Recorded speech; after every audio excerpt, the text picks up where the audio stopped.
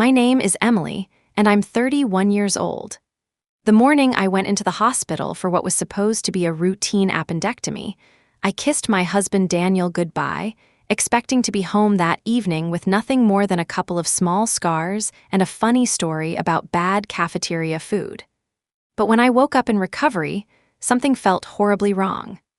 A deeper pain than I'd been warned about, an ache in a place that made no sense. The young nurse adjusting my IV kept sneaking glances at the door like she was afraid someone might walk in.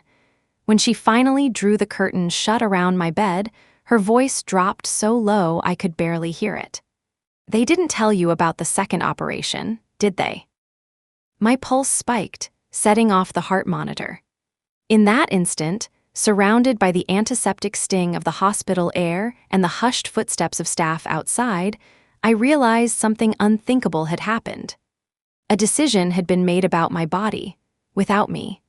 What followed would not only destroy my marriage, but ignite a legal battle that shook the hospital to its core and turned me into something I never imagined I'd become. That morning had begun so ordinarily.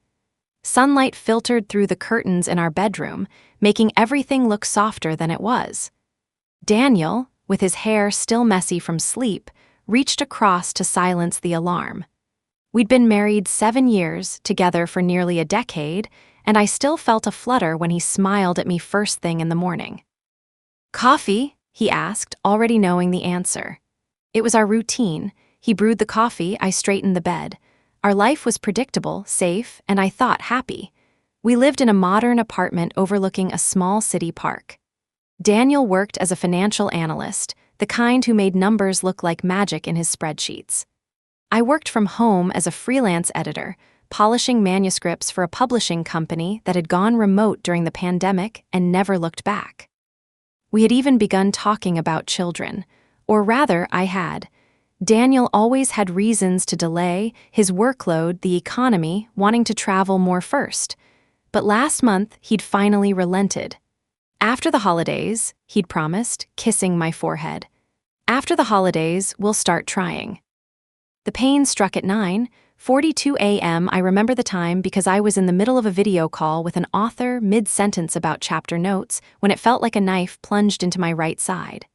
My laptop slid to the carpet as I doubled over. The author's concerned voice blurred through the speakers.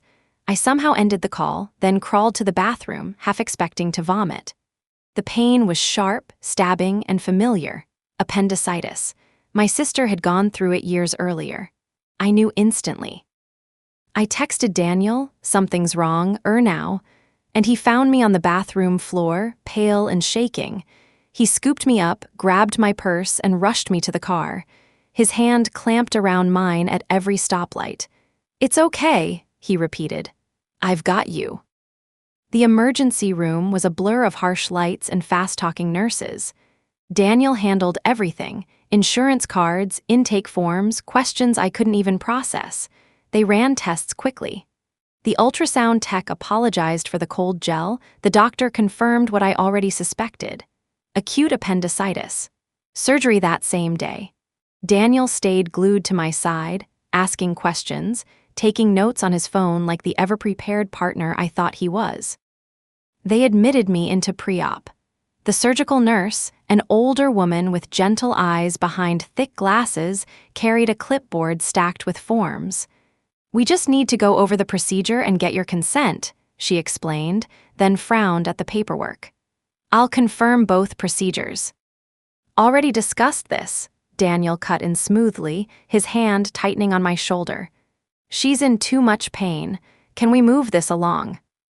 The nurse hesitated, then nodded, sliding the forms toward me. Daniel guided my hand to the signature line. The pain meds had made me drowsy, foggy, my handwriting barely legible. I tried to ask what she meant by both, but the words tangled on my heavy tongue. "SHH, it's okay," Daniel murmured, kissing my forehead. "Don't worry about it, just rest.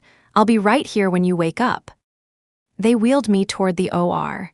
The anesthesiologist's voice floated above me, telling me to count backward. 10, 9, 8, but my last thought wasn't the numbers. It was, what second procedure? Darkness swallowed everything. When I surfaced, it felt like clawing upward through water. My throat was raw from the breathing tube, the room dim except for the beeping monitors. A new nurse, young, with neatly braided hair, smiled. "Welcome back, Emily. I'm Kara, your post-op nurse." She held a straw to my lips. But when I shifted to sit up, a bolt of pain tore through me, not just from my side. Deeper, lower, Kara's smile faltered. "That will ease up soon," she said quickly, but her hands rose on my IV line. "That pain, that's not from appendicitis, is it?" I croaked. She glanced toward the doorway, then back to me, her expression tense. "Didn't anyone tell you? There was another procedure." My chest squeezed. My pulse raced so fast the monitor screamed. I shook my head. "What procedure? What did they do?" Kara pulled the curtain shut around us, her voice dropping. "Your husband authorized it. A surgery you never signed for." Her words hit like ice water. I reached for my phone with trembling hands, dialing Daniel, straight to voicemail, again and again. An hour later, Dr. Mitchell appeared. Silver hair, immaculate white coat, the kind of doctor whose confidence was supposed to calm patients. "Mrs. Reynolds," he began, "how are you feeling?" "What did you do to me?" My voice cracked. "What second procedure?"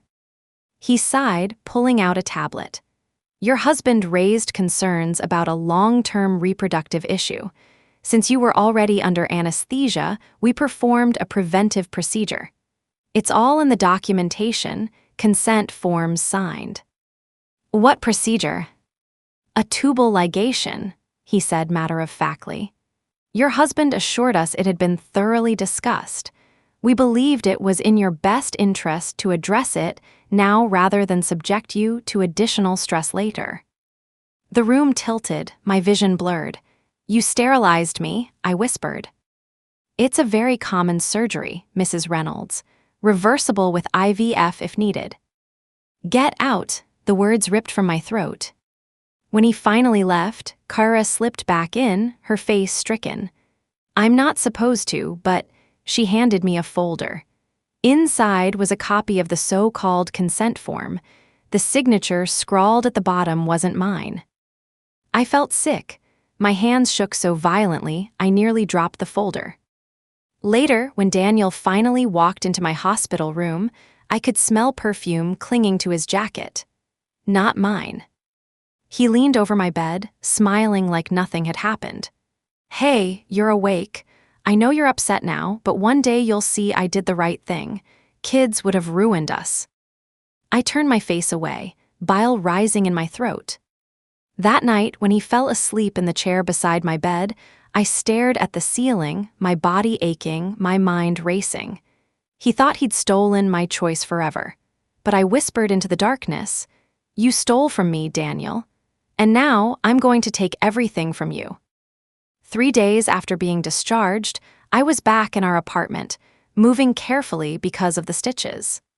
The pain from the incisions was nothing compared to the rage boiling inside me. Daniel treated me like nothing had happened, making dinner, pouring wine, acting like we were the same couple we'd always been. At night, when he drifted off beside me, I lay awake staring at the ceiling, planning. He thought I'd be broken, too stunned to fight. But every throb in my abdomen reminded me that I wasn't just a wife anymore. I was a victim plotting revenge. I started searching through his office while he was at work. Passwords, files, papers. Finally, I found a locked desk drawer. It was secured with a simple code lock. My hands shook as I tried birthdays, anniversaries. Nothing. Then I remembered his lucky number, 3816. Click. Inside were brochures on sterilization procedures, medical articles printed out, and my stomach turned email threads. One with Dr. Mitchell himself. Daniel had reached out months ago, asking how to make sure the patient couldn't back out of permanent contraception.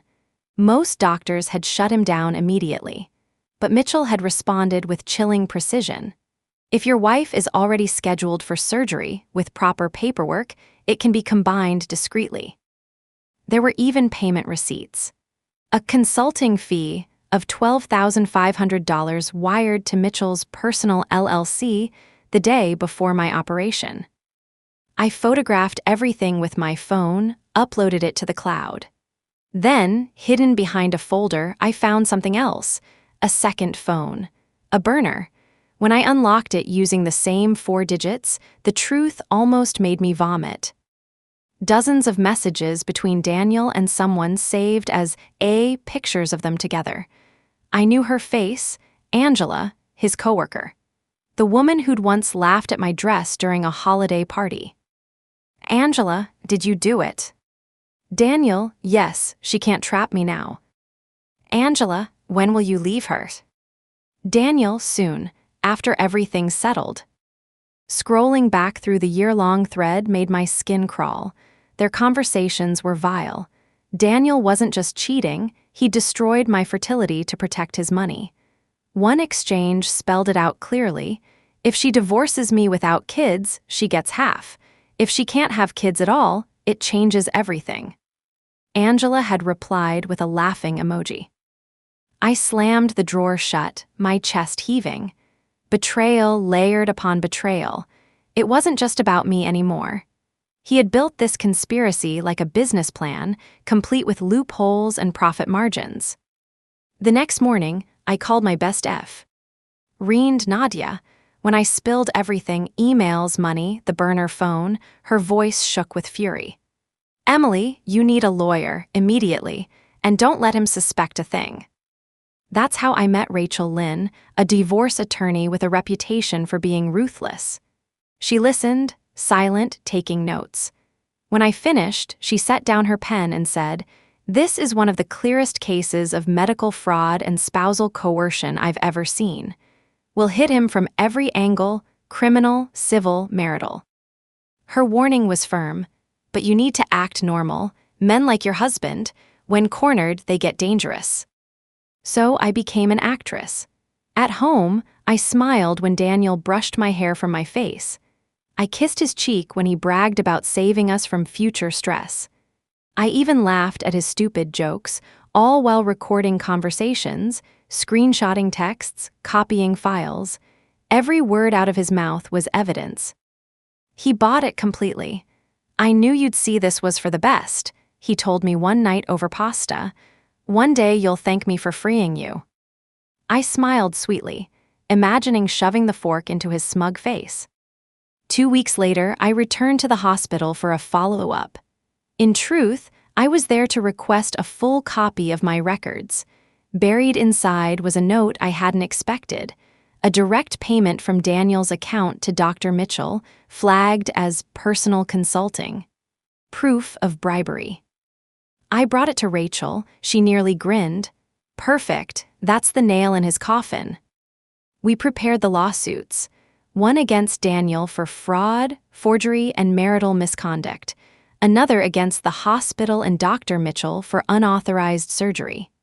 At the same time, Rachel drafted divorce papers. We decided on a dramatic reveal. I cooked Daniel his favorite meal, set the table with candles, poured champagne. He walked in smiling, bottle of wine in hand. "See, this is what I meant, our new beginning." I raised my glass, to the future. Then I led him into the living room, where the TV screen flickered to life.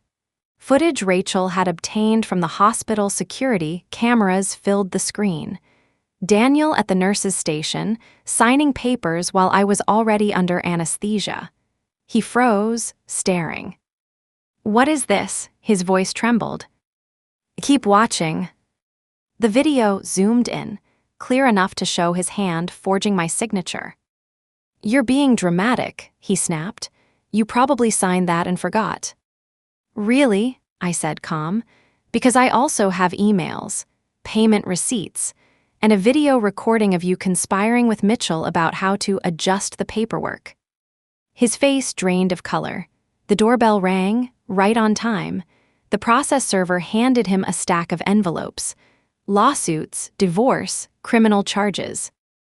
Daniel tore them open, panic flashing across his face. "You can't do this, you're my wife. We're a team." "We were never a team," I said coldly. "You made me your victim, but not anymore." His mask slipped, rage flooding in. "You're insane. I'll tell everyone you've lost your mind." "They'll believe the evidence," I replied, walking upstairs without looking back. The fallout was immediate. Rachel filed the lawsuits, and the district attorney began investigating. Daniel's company placed him on leave within a week after reporters sniffed out the scandal. Angela dumped him, too. Her name appeared in the press alongside his. In court, his lawyer tried to claim I'd signed the consent forms willingly. But Rachel produced the video of him forging my signature, the texts with Angela, the payment to Dr. Mitchell. Piece by piece, his lies collapsed. When Dr. Mitchell realized the hospital was hanging him out to dry, he flipped. Under oath, he admitted Daniel had pressured him, bribed him, begged him to sterilize me behind my back. His testimony sealed both of their fates. The judge's gavel came down hard. Daniel was found guilty of fraud, conspiracy, and assault, 8 years in prison. Dr. Mitchell lost his license permanently and faced his own sentence. When the verdict was read, I didn't cheer. I didn't smile. I just sat there silent. Justice had been served, but my future, the family I'd dreamed of, was still stolen. Months later, when I walked into my new apartment, smaller but free of him, I pressed my palm against the scars on my abdomen. They would never fade completely, but they were proof that I had survived. Proof that I wasn't broken. I turned my pain into purpose. I started a blog about medical consent, sharing stories from women whose autonomy had been violated. It grew quickly, a community forming around it. Reporters called, activists reached out. For the first time, I felt like I had a voice again. One night, as I stood on my balcony overlooking the city lights, my phone buzzed. A text from Rachel. Settlement approved. Mitchell barred from practicing forever. Daniel's appeals denied. You're free. Free, the word tasted foreign but sweet. Daniel had thought he'd trapped me. That by taking my ability to choose, he'd low. Seek-head me into his plan, but he'd underestimated me. He forgot that betrayal like his doesn't just break someone, it forges them into steel. I whispered into the night, "You took away my choice, Daniel, but you didn't take away my voice." And now, with every story I tell, with every woman I help, my voice is louder than he ever imagined. What would you do if the person you trusted most stole your future like this? Comment below. I read every single one. And if this story shook you, hit like and subscribe, because I've got more true stories coming that you won't forget.